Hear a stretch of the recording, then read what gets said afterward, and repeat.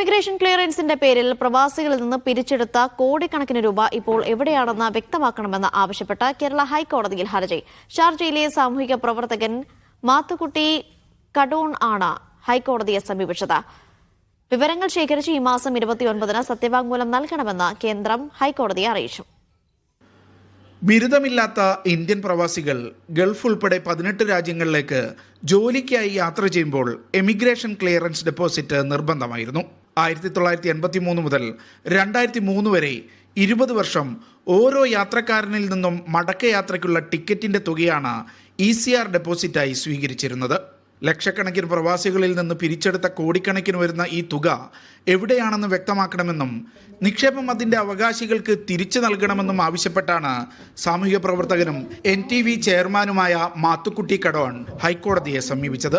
2006 parliament അംഗമായിരുന്ന TK Hamza ലോക്സഭയിൽ ഉന്നയിച്ച ചോദ്യത്തിന് മറുപടിയായി ഏകദേശം 5000 കോടി രൂപ ഇത്തരത്തിൽ കെട്ടിക്കിടക്കുന്നുണ്ടെന്നാണ് മറുപടി ലഭിച്ചത്.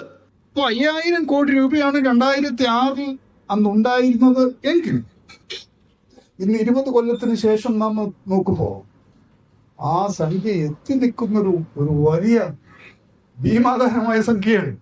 എത്ര കോടി രൂപ, എത്ര ആയിരം കോടി രൂപയാണ് ഇത്തരത്തിൽ ഗവൺമെന്റ് പ്രൊട്ടക്ടർ ഓഫ് ഇമിഗ്രന്റ് എന്ന് പറയുന്ന സ്ഥാപനം വാങ്ങിവെച്ചിരിക്കുന്നു. കേസിൽ രാജ്യത്തെ വിവിധ പ്രൊട്ടക്ടർ ഓഫ് എമിഗ്രൻസ് ഓഫീസുകളിൽ നിന്ന് വിവരം ശേഖരിക്കാൻ 1 മാസത്തെ സമയം കേന്ദ്രം ആവശ്യപ്പെട്ടിരുന്നു. വിവരങ്ങൾ ശേഖരിച്ച് ഈ മാസം 29-ന് സത്യവാങ്മൂലം നൽകുമെന്നാണ് chief justice Soumen Sen, justice Shyamkumar VM എന്നിവരുൾപ്പെട്ട 2 അംഗ ബെഞ്ചിനെ കേന്ദ്രം അറിയിച്ചിരിക്കുന്നത്.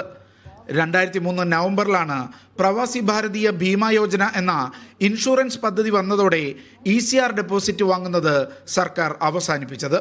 2003 മാത്രം 4,66,000 പേർ ECR വിഭാഗത്തിൽ യാത്ര ചെയ്തിട്ടുണ്ട്. പ്രവാസികളിൽ നിന്ന് പിരിച്ചെടുത്ത ഈ തുക അവകാശികൾക്ക് തിരിച്ചു നൽകുകയോ അല്ലാത്തപക്ഷം പ്രവാസി സമൂഹത്തിന്റെ ക്ഷേമ പ്രവർത്തനങ്ങൾക്കായി വിനിയോഗിക്കുകയോ വേണമെന്ന് മാത്തുക്കുട്ടി കടോൺ വാർത്താ സമ്മേളനത്തിൽ ആവശ്യപ്പെട്ടു.